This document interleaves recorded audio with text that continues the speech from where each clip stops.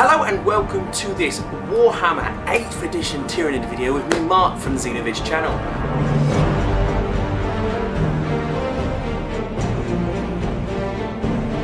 So in this video I am going to be talking about my first impressions of the new leaked 8th edition Tyranids rules.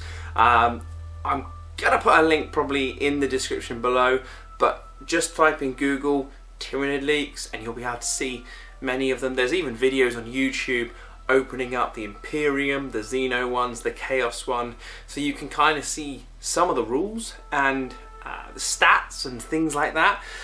So I'm going to go over my impressions of the leaked things. I've got my laptop here. I'm going to be going through them. So grab some Tyranids, grab a paintbrush, put your headphones in, chill out, chillax, sit back and enjoy me talking about numbers and alien models. So, Tyranid's army list. All Tyranid belong to a Hive fleet. When you include a Tyranid unit in your army, you must nominate which Hive fleet that unit is from. There are many different Hive fleets to choose from, which is cool. Suggests kind of updates for codexes for Tyranids, Behemoth, Leviathan, maybe getting their own kind of fluffy twists because you can do things like that. That's cool. Abilities. So main things. Synapse. What does Synapse do? Automatically pass morale tests within 8 inches of you. So it used to be 12, it's now 8. Things like the Hive Tyrant are still 12. 8 inches, what you get, don't have to do a morale test. Why is that important? 8th edition, a morale test, you don't fall back, you don't do anything like that. 8th edition, you do a test now, how many casualties you lost, and a d6, compare it to your morale test. If you are greater than your unit's morale, you lose a number of models of the difference. For example, if your morale is, say, 5, and you lose 1 model, and you roll on a d6 of 5, you plus that to the 1 model you lost, that is 6, so that is 1 greater, you'll lose another casualty. It represents that this one, someone has become really scared, they don't want to do things, they kind of go crazy, they just run away, or they could just be crying in their boots, who knows. I like this system. It is a quirky way of doing it. Age of Sigmar does it, and it's quite interesting. I will say, if I go through the rules, through some of them, I'll mention a few people that I have spoken to at local wargaming clubs, St. Neots, Huntingdon, as well as my friends that know of it or don't know of it, and just explain the rules to them, and they kind of go, well, yeah, it makes more sense doing it this way. But to us veteran hardcore players that have been playing, such as in 7th edition, this is the norm, this is brand new. Is it dumbed down? Is it too streamlined? Well, no, I think it's quite cool. Instinctive Behavior is still around. Last edition, in this one, this book here, really complicated. You had different ones, you had to look at a table, roll a dice. That's changed. If you have Instinctive Behavior, unless a unit with the ability is within range of Synapse or any friendly units, it can only target the nearest visible enemy unit that it shoots, and if it charges, it can only declare a charge against the nearest visible enemy unit. So that is all it is. You have less control of your models on the table. They're still able to be effective. They don't fall back, they don't go to terrain. They just have to attack the nearest things, which kind of makes sense in a fluff standpoint. Yes, it doesn't mean you kill yourself or you run away, but it means you don't have that option to kind of tactically move them around, which you may need in the Tyranid force. Shadow of the Warp, you must subtract 1 from a psychic test made from an opponent within 8 inches of the thing that has Shadow in the Warp. So 8 inches away, if there are characters out there or psychers out there that are doing something to buff them just before a combat attack. -1 to them. Okay, that's fine. Hive Mind Discipline, so its own psychic powers. It's a D3. Streamlining, making it easy to remember things. Number 1 is the Horror. It's a charge value of 6. So you get 2 dice, you roll, you've got to roll higher than that charge value. 6. If manifested, select a unit within 24 inches that is visible to the Psyker. Until the start of your next psychic phase, that unit must subtract 1 from their hit rolls and leadership characteristics. Quite cool. Helps you out. Catalyst. Warp charge 6 again. So the average dice roll on 2 dice is 2. No, scratch that. On 2 dice rolls is 7. So you're going to be getting these off most of the time. Within 18 inches of the Psyker, until the start of your next psychic phase, each time a model from that unit suffers a wound or a mortal wound, roll a d6. On a roll of a 5 or a 6, the model does not lose a wound. So if you're playing an opponent, they have weapons that do mortal wounds. It's just a bit of survivability, kind of like Feel No Pain-ish, but it's a Feel No Pain against mortal wounds. Onslaught, I like this one, very much so. You'll see why in a second. It's 18 inches of the Psyker. You do it on your own units. A unit can advance and shoot this turn without suffering any penalties to ballistic skill for moving and shooting with heavy weapons either, or advancing and shooting assault weapons. In addition, the unit can also charge this turn. So not only are you moving, bearing in mind when we come to it, Tyranids maneuverability is quite good. Then they're not going to be like the jet bikes and the stuff, which are 14 inches, but you'll see when I go through, quite cool. So you're moving, say moving 6 inches, advancing, say you move another 5 inches with a dice roll, that's 11. Now I'm in charge range again to do things.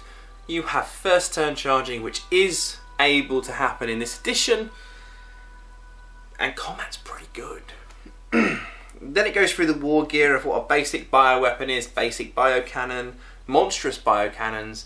There are a few things in here, such as we'll see in the Trigon, where they've got siphoning talons, but they're monstrous siphoning talons. So what that means is more damage, d6 from each hit. I will say now that siphoning talons are back and great. They did what they used to do, and on a 1 you get to reroll hits, but we will go through that in a minute. So in your codex, when you get it, or watch the openings or whatever, they've got PowerPoints on them. So a PowerPoint significantly is a type or way of building an army for the game. So for example, a Hive Tyrant is 10 points. But what does that mean? I think they've gone for a skirmishy game, and in the skirmishy game, which is going to, I think, similar to, what's that one called? Steampunky.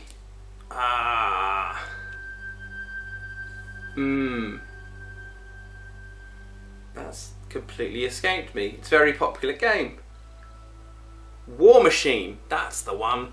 War Machine, where you've got, say, 30 points, and that's your army. That's kind of the style you could do if you want to pick up game skirmish. Say, right, we'll do 50 points. Let's just do it quick and easy. Or you've got the play style of what we're used to. Standardized points, we're doing 2,000 point game, 15,000 point, 1,500 point game, sorry. It also has that value in it as well, but when you have that, you have to then buy the weapons as well. So the points are awkward, shall I say? Such as 173 points for this unit, and then your weapon is 13 points. So then it goes through that way. Looking at the points, we won't go into too many details of that. I'll let you enjoy that when you build your lists and stuff. But it looks like that Tyranids have got cheaper. I have compared my... I was going to do this at the end, I'll start with it. I've compared my 2,000 point army, which is 2 Winged Hive Tyrants, Twin Linked Devourer, Brain Leech Worms, which are no longer twin linked, 3 Zoanthropes, 3 Hive Guard, Biovore, 3 Warriors, 30 Homogons, Termagons, Tervagon, 3 Carnifexes, Twin Link Devourer Brainleech Worms, Exocrine and a Morlock. That was around 1950, 1980 points.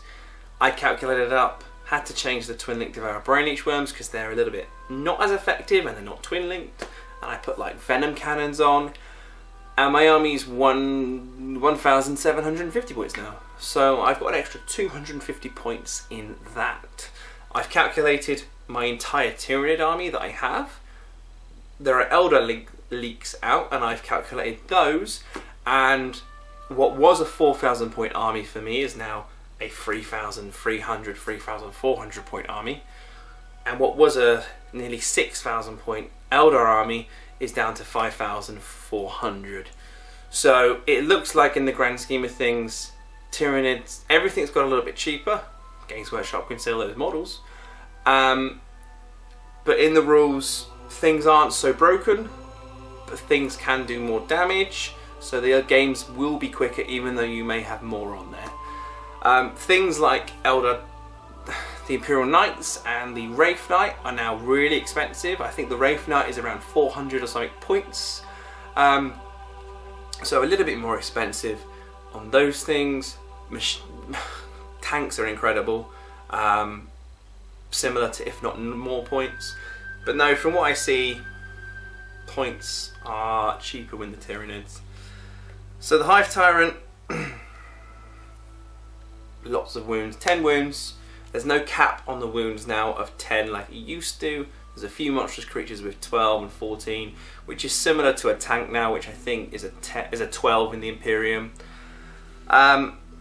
Its movement value and to hit and shooting changes like Age of Sigmar creatures, and so do tanks now.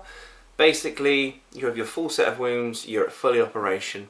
As you lose wounds, and similar with vehicle, as you're getting slowly destroyed, you're less effective. The monstrous creature is getting tired, it's losing limbs, it's losing things, bleeding profusely. So to show that, its movement goes down, its ability to hit goes down, and when I've spoken to other people, they say, well, that's really cool. That's a really cool idea. What was it before? It's like, well, vehicles might be shaken. So yeah, they'll be fine the next turn. Yeah. This idea is better.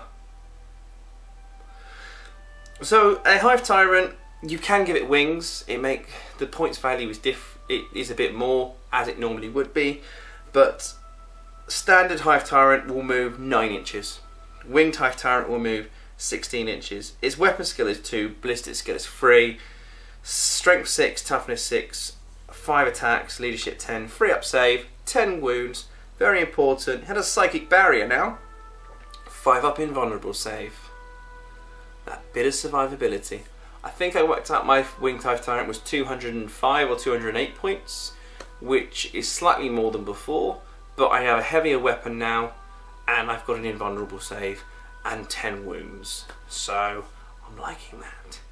I won't go through its weapons too much. Siphoning Talons are deep 3 damage, minus 3 AP, strength for the user. Then it has war gears. I'm not going to go into too much, I'm going to let you enjoy that. This is just a little overview video, which is already 14 minutes nearly long. I have so much energy for this. Tyranids are incredible. I love it. There was a year or two ago when Ian and I were playing more.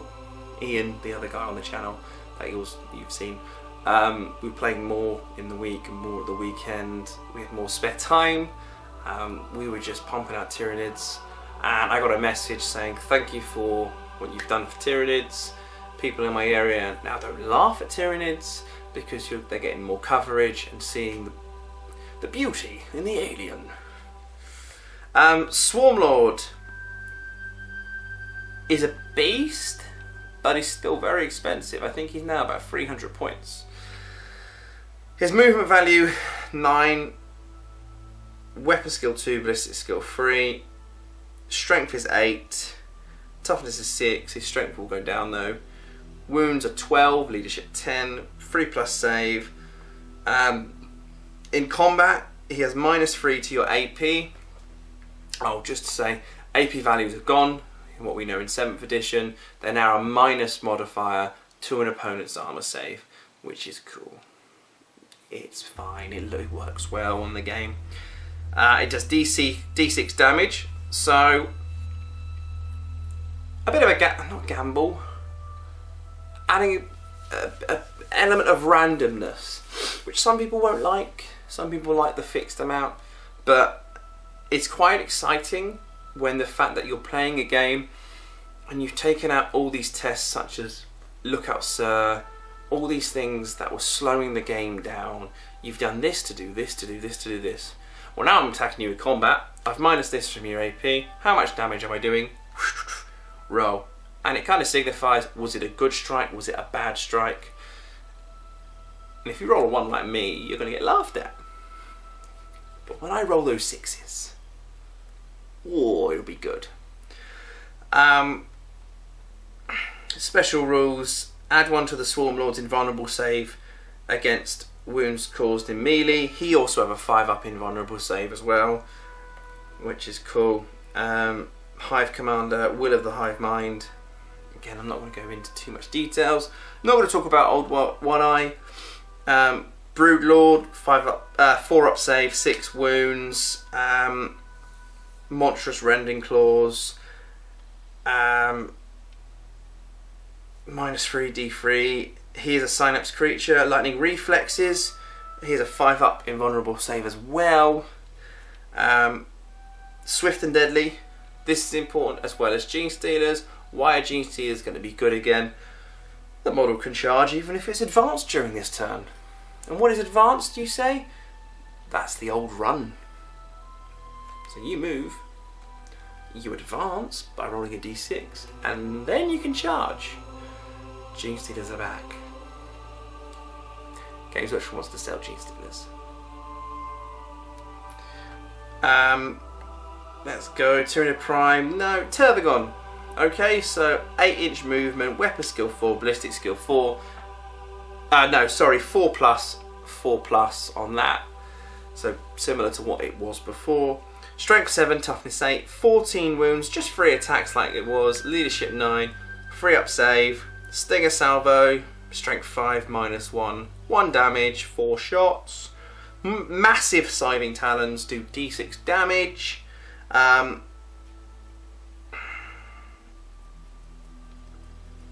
Trying to see if it's a Synapse creature. If it's reduced to no wounds, bad things happen to Termagants. It can spawn Termagants. At the end of your movement phase, place phase, you can spawn Termagants. If you do, they are standard with Flesh Borers. There are 10 of them.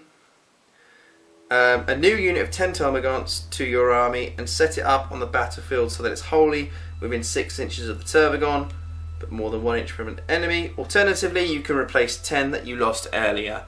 I believe that you can bring 10 on, and I think with the rules it'll probably go around with not 10 on for free, 10 on that was in your reserve points that you have at one side, but respawning 10 you lost earlier, that is free, and that is awesome. Can do psychic, can attempt to do psychic powers, which is cool. You can reroll hit rolls of a 1 in the shooting phase for all friendly Termagants that are near it. So yes, it has the bomb if you kill it, but it helps Termagants, and Termagants with Devourers are quite cool now. And giving them upgrades is cool. I'm not seeing Synapse creature on there though. Is that just me? Where would it? No, in the abilities. It says Synapse in the abilities for that one. Oh no, yeah, it is Synapse. Yeah, so Tyranid Warriors. Synapse is normal. 4 up, leadership 9, 3 wounds. They're cool now because double the strength of a weapon isn't an automatic instant death now, so gives them a bit more survivability, which people will like. and you can upgrade them. They're cheaper points wise now, I believe, and you can upgrade them with some cool heavier weapons and have more variety on the table. Genestealers, 1 wound, 5 up save. Genestealers have 4 attacks instead of 3, whilst their unit has 10 or more models. So getting a full squad of 20 is a must now.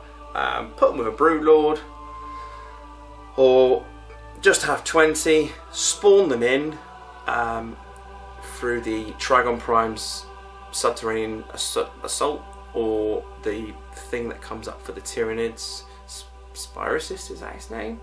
They come in, advance, close combat, your opponent won't know what to do. -1 is their Rending Claws with just 1 damage, but again with Scything Talons you can reroll hits of a 1 when attacking with this weapon instead. They have a 5 up invulnerable save as well, so they're always going to get a 5 up. They can charge even when they advance. Termagants, they're exactly the same in points, exactly the same in stats. They're a movement of 6. So are Tyranid Warriors. Genestealers are a movement at 8. I don't know if I mentioned that. Movement of 8. Devourer, 18 inch, strength 4, 1 damage, but there's 3 shots. So light to medium wounded models, I would say go for it. Or if you have a unit of 20 of those, that's 60 shots at strength 4. Needing 6s to hurt a vehicle, you're going to get some of them just to kind of be annoying. Hormagaunts, they move 8 inches, which I love. Same stats as before, but now Scything Talons reroll 1s, so you get better in combat. Whenever the unit piles and consolidates, it's 6 inches. If the unit contains 20 or more, you can reroll wound rolls of a 1 to 5. So combat is quite devastating with Hormagaunts. They're really trying to push them out as well. Ripper Swarms are only 6 inch. During deployment you can set up a Ripper Swarm underground instead of on the battlefield. At the end of your movement phase they can tunnel up from the battlefield, set them up anywhere more than 9 inches. So that essentially is what Deep Strike is now, as long as you're 9 inches away. So these guys are boom, like that, and boom, similar to Raveners and stuff. So Tyranid players don't have to worry about scattering, which is lovely.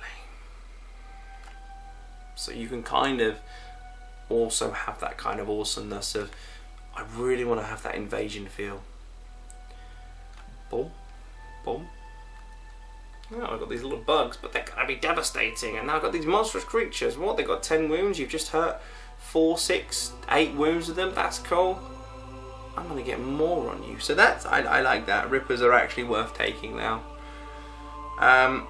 Tyrant Guard, I won't go into, I don't really use them, but they've got 3 wounds, 3 up save, shield wall, toughness 5, movement of 7, so just there to help your Swarm Lord or Hive Tyrant. Hive Guard are cool. Impaler Cannon, 36 inch, 2 shots, D3, -2, strength 8, D3 being the damage. Don't have to see the opponent to hit it, and you don't get cover saves, or what the modifier would be for cover saves, because they now help your armor save rather than having an additional save to remember. Or the Shot Cannon, which is 24 inch, D3, strength 7, -1, D3 damage. If it's against a vehicle though, you make a wound roll of a 4+. The target suffers 1 mortal wound in addition to any other damage. So that's quite strong, and it'll be good against things like Imperial Knights or Land Raiders. So you're doing D3 shots, you've got 3 in a unit. If you're lucky, you get 6. Strength 7, okay, well you might need 4s, you might need 5s. Say 3 of them go through. -1 to the AP, they do a save. Say 2 go through, well that's D3 damage, but when you wounded them, you've now done mortal wounds, so it's extra things, so always helpful, because then your opponent's vehicles get less effective. Zoanthropes are same. It doesn't really say you have to pay an upgrade for the Neurothrope. Free up invuln. Psyker. It's got Psychic Smite on there, so, and Spirit Leech. Warp Blast is on there. When this unit manifests the Smite Psychic Power, which I think is the standard, you get 2 standard Psychic Powers in the rulebook. Smite being just a shooting attack, and another one being a shield, similar to Age of Sigmar. Now this one you get D3 additional mortal wounds, so that's cool. Lictors, 4 wounds, movement 9, really cool in combat. Your opponent must subtract 1 from the hit rolls when attacking it. Or in addition, add 2 instead of 1 to saving throws when you're in cover. So if you're in cover, which you want to be, you're going to be at a 4 up, but now you're up a 3 up. Mana Scepter is actually usable now. A Mana Scepter can attempt to manifest 1 psychic power in each friendly psychic phase, and attempt to deny 1 psychic power as well. So, and when it attempts to manifest a psychic power, add 1 to its psychic test. So have that as helping to buff or whatever. Venomthropes, subtracting things to your opponent's shooting, still cool. Pyrovores are actually okay now. 4 wounds, 4 up save. Their Flamer is a 10-inch range, so you can do your measuring, because templates are gone. Measuring, oh, you're 10 inches away. Okay, well, I've got a 4 up to hit. It's Assault D6, but being a Flamer, essentially, it automatically hits. So I just roll Assault D6. How many is there? Say 4 of them go through. That's Strength 5, -1 to your armor, damage of 1. Simple, but if you've got 3 of them, you could potentially have 18. Well, you could have 3, or you could have 18, Strength 5, -1 to armor. Flamer, essentially. Horospex is kind of cool. Death Leaper, I won't go into that, or the Red Terror or Tyranid Strikes. Raveners, 12-inch move. Death from below, they can borrow, come up 9 inches away. The shooting attacks are still 18 inches. There's still 5 up save though, but it's a sneaky unit. Gargoyles, 12-inch movement. They do exactly the same thing as they once did. If you have 12 or more models, you can re-roll to wound rolls of a 1. Harpy, 12 wounds, still cool. Hive prone, 12 wounds, does its thing. Carnifexes, I use them. I still use them. A little bit changed. Movement is 7, so better movement by 1. 4 up to hit, 4 up for shooting for in close combat. Strength is now 6. Toughness is 7 though. 8 wounds, 4 attacks. Leadership 6, 3 up save. A model may replace its monstrous scything talons, which do damage of 3 -3 AP, but it's still strength 6 technically, because it's strength for the user, with whatever things you kind of want. When a Carnifex finishes its charge move, roll a dice. On a 4+, 1 enemy unit within 1 inch suffers a mortal wound. Mortal wounds can happen, I believe, against vehicles as well. So on a 4+, yeah, you get chances of extra wounds after your charge move, so before your combat attacks. And that's really it. You're going to have to do some upgrades to boost its strength in combat, but potentially I'm seeing the old kind of Carnifexes coming back, being strapped some heavy cannons, venom cannons, or some heavy weapons to them, moving them up 7 inches, doing the shots, and then get into combat when you charge, you get those extra mortal wounds, which kind of makes up for the fact they don't have such a high strength anymore. And D3. What's that rule? And just initiative 10 they had. As soon as they charge, I am losing my mind with these rules. Biovores, still cool. 48-inch, heavy 1. See the Spore Mine Launcher for details for that one. They got 4 wounds, 4 up save. That's alright. Trigon Prime is cool, 9-inch. Subterranean Assault. Set up Trigon Prime underground. You bring it up, and then you can set up troops units. So say Gene Stealers, troops units in the Trigon Prime's tunnel. At the end of any of your movement phases, set up the Trigon Prime anywhere on the battlefield that is more than 9 inches away from them. If there is another unit in the Trigon Prime's tunnel, set it up at the same time, wholly within 3 inches of the Trigon Prime. And more than 9 inches from an opponent. If you can't do that, such as if there's terrain and stuff, part of that unit gets destroyed. So that's cool. Trigon Prime, maybe with some Gene Stealers, come them up. I haven't seen anything about reserve rolls yet. I'm thinking you choose when they come on rather than rolling to come on. So it takes away that random element and gives the player or general the ability to choose when your reserves come in. And I like the fact you're not scattering. If you see our most recent Grey Knight battle report, I lost, spoiler, a unit of Terminators with a Librarian and Drago with some Paladins. I scattered and got redirected, and the other unit scattered and died. And then I used Drago's power to psychically teleport them again and scattered, and they died. So, yeah.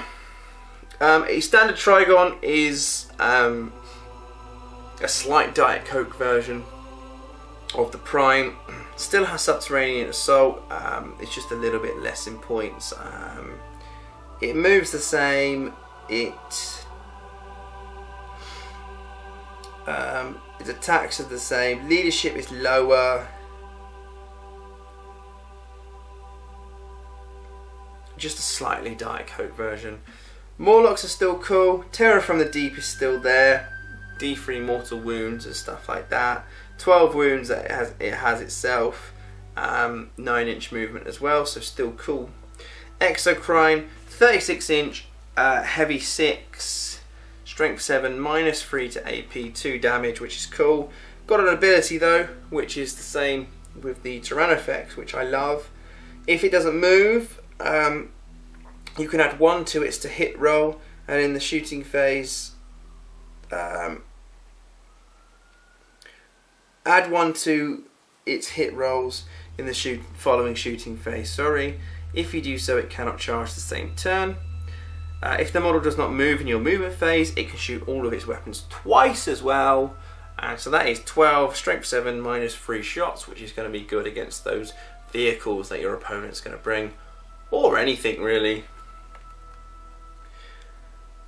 Tyrannofex, let's go with its Flesh Borer Hive. That's 20 shots, strength 5, just 1 damage. Again, you don't move, it shoots it twice. That is 40 shots. Those Orc boys are coming at you.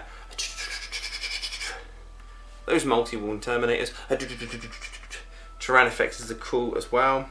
And they have 14 wounds, toughness 8. But a 6-inch movement. Toxicrin, 8-inch movement. Still cool in close combat. And then it goes with into the points, which again I believe is a little bit cheaper and things. I'll just go to the Devourer Brain Leech Worms, just because I used them a lot. A Devourer with Brain Leech Worms, which isn't twin linked in here, is 18-inch, assault 3, strength 6, 1 damage. So used to be assault 6, now not. But now I get to look at other weapons and stuff.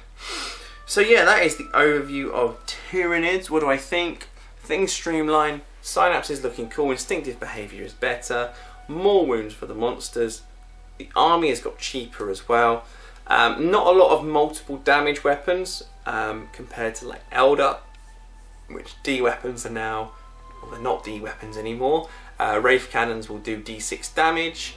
But again, to I guess kind of balance that, it brings it down a little bit because it's a random roll rather than you automatically get to hurt lots. You could just do 1 wound. So that is the quick overview of Tyranids in 35 minutes. I will be getting the Imperium book and the Xeno books and all the books when they come out on the 17th of June to continue playing the games. I've got to recreate all my army lists for our Battle League. The Battle League that Ian and I do, I have essentially 2,000 points of Eldar, Tyranids, Orcs and Grey Knights. So I have to look at those, potentially buy more models, and then look towards our next tournament, which, even though it's June, is our Christmas Cup, which we do a large scale points. With everything going cheaper in points, it means I have to spend a little bit more, but I can keep you guys updated on that. So thank you very much for watching. Please comment, share, like and subscribe. I feel like I've gone 100 miles an hour, but please check out the Tyranids. Please also help Games Workshop and buy the books and the digital copies to help them, because they are going the right way and I believe they're doing things better. So thank you very much for watching. I've been Marc from the Xenovids channel. I will see you on the next video. Goodbye.